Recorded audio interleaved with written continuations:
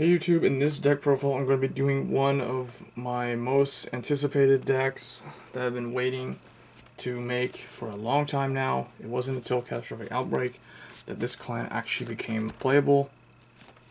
And all I can say is the clan is very solid even with their debut trigger lineup, which is just the regular rainbow triggers. This is the Nubatama deck, a very good deck from the Dragon Empire. The original 4 cards were all very OP, and they're all featured in this deck. So without further ado, let's get started. So the starter is Stealth Beast Kuroko. This is a pretty good starter. It's kind of like the Pale Moon Silverthorn starter in the sense that it doesn't really leave the field. So the only weakness it has, it's only weak against decks like Kagero, or decks that can actually, I guess, well, yeah, just Kagero really. It's anything that can retire it, or keep it from standing. So I guess Link Joker and Mega Colony would be good against it.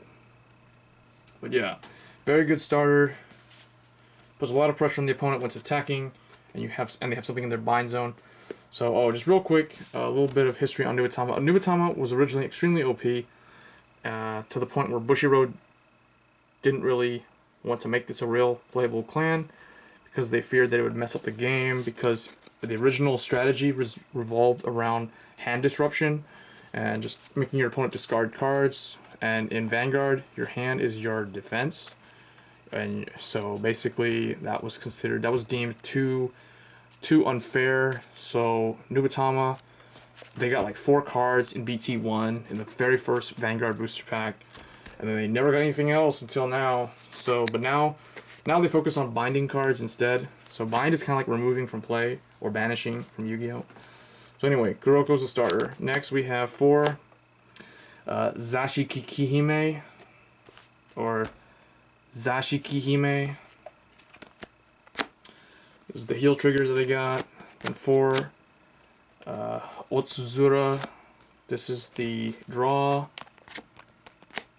4 Kurogane, critical.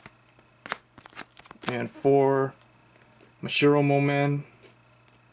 This guy is, where's the 4th one? There he is. So they're on the rainbow triggers because that's all they got. If they had 8 crits, they would be way better than they currently are. But they are technically just a very good clan overall. People say they're not really competitive. I guess you can make a case, you can argue the case for that. Although stands are fine, you catch the opponent off guard. But yeah, for now, they're just limited to running the regular trigger lineup. Much like Grand Blue, this is another clan that can actually get away with running a couple of extra grade 0s for extra shielding, because the original grade 0 that they got, Stealth Beast Hagakure, was extremely scary, and he still is extremely scary. Not as bad as before, because Vanguard has changed a lot over all the releases of the different booster packs, but he's still a very good card. So basically, when he gets on Guardian Circle, he's a 10k shield because he's grade 0. Put him on Guardian Circle when your hand's less than your opponent's, counterblast 1, and your opponent has to discard a card from your hand. So he's a hand disruption card. So try to run no more than 3 of this. If you want to run him because you think he's awesome, he looks awesome, I recommend running no more than 3 of this card. 2 I think is optimal. 1 is fine. If you don't want to run him because you don't want to you're afraid of messing up your grade ratio, none is fine. 1 or 2. I wouldn't really run more than 3 though. I find 2 is the best I came up with. So that way I'm allowed to run 7 grade 3s and 13 grade 1s and keep my 11 grade 2 count. So for grade 1s, 4 Stealth Beast Mijingakure. This is the Sentinel. Then 4 of one of the most scariest, if not the scariest booster in the entire game, Stealth Dragon Dreadmaster. He really makes the opponent dread him, like so bad. This is one of the original cards from BT1. He is a hand disruption card, so when he's the same type of effect as Hagakure, only it's when he boosts a Nubatama. If the attack hits, and your hand is less than the opponent's, counterblast 1, the opponent must discard 1 card. So very good, very heavy pressure card. Very good booster too at 7k. Next, 2 of the 8k vanilla. Oh, whoops. And 3 of the Fuuki, Tempest Stealth Rogue Fuuki. This is another good card too. The nice thing about this guy, he's a bind-based card. Counterblast 1, put him in the soul to bind one of your opponent's cards from their hand at random. The nice thing about him, unlike Dreadmaster and Hagakure, where the opponent gets to choose a card from the hand and discards, so most likely they're just going to discard like an Excess grade 3, extra grade 3 in their hand. This guy, you get to pick, so it's like Spirit Reaper from Yu-Gi-Oh! So it's like a real hand disruption card. So you pick a card from the opponent's hand at random, and it gets binded face down. So you basically banish a card for the duration of your turn from their hand that turn, and that combos very well with Kuroko, the starter, because this card basically retires cards from the bind zone if the attack that it boosts hits. So very scary card, very good cards. So that's the grade 1s. The grade 2s. 1 Stealth Beast Chigasumi. He's the original grade 2 from BT1. Just one of him. He's one of those weird tech cards. Like when your hand is bigger than your opponent's, he's attacking for 11k. So when you have advantage, he's strong. And for the other ones, when you have disadvantage, they are strong. So he's just kind of weird. Next, 2 10k vanilla, just for standard defense, standard interceptors. And then 4 Tamahagane. This guy, when you place him on VRR, bind one of the rear guards on the opponent's side face up. So it's kind of like Black Luster Soldier. Banish 1 card face up for that turn. So most likely you're going to choose an interceptor or the Vanguard booster or some pesky annoying tech card, and then attempt to use Kuroko to get rid of that card by sending it from the bind zone to the drop zone. So 4 of this is essential for the new playstyle.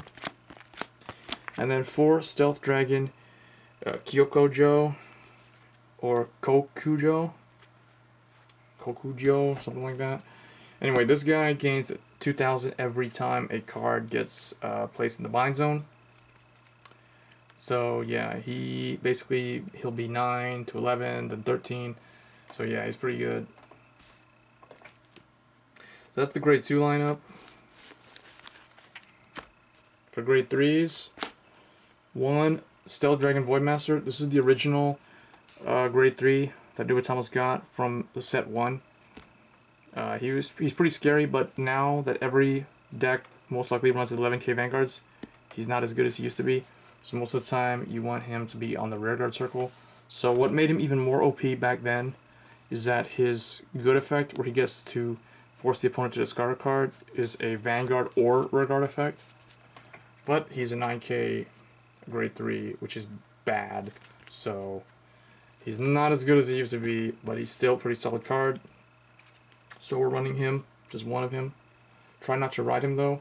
At best, break ride him. And hope that that's final turn. So then next we have 2 Shura Stealth Dragon Kabukicongo. He is one of your best targets for break riding. But the good thing about him is he's still a pretty good card in the event that you miss your break ride for whatever reason. So he's a nice card that they got from set 13 for their main deck debut, and he's also nice that he's 11k. So they don't really have to suffer from having like 10k grade 3s. And then the last card is their break ride. Probably the best grade 3 they've got. Kujikiricongo. You may have remembered him from the Kamui story arc where Ninja Master M, or N, or whatever his name was, used this guy against Beast Deities. So yeah, this guy is really good. When you break ride, the opponent must discard a card, then the opponent must bind a card. So that's like -2 for your turn, for a net -1, I guess. because they're gonna have to be guarding because you're gonna be putting pressure with like Dreadmaster and stuff. So hope you guys enjoyed the deck profile. That's Nubatama. Hope they get more support in the future, but it won't be for a long time. So let me know what you guys think of them as a clan overall and how they compare against Murakumo. As always, guys, rate, comment, subscribe. Thanks.